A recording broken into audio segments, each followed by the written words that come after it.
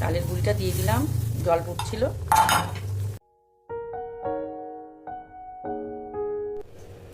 চালের গুঁড়িটা গরম জল দিয়ে খুমির করে নিয়েছি।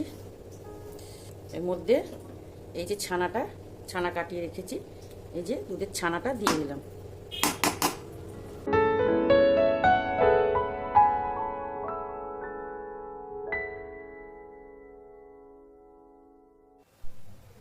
গুড় দিয়ে দিলাম,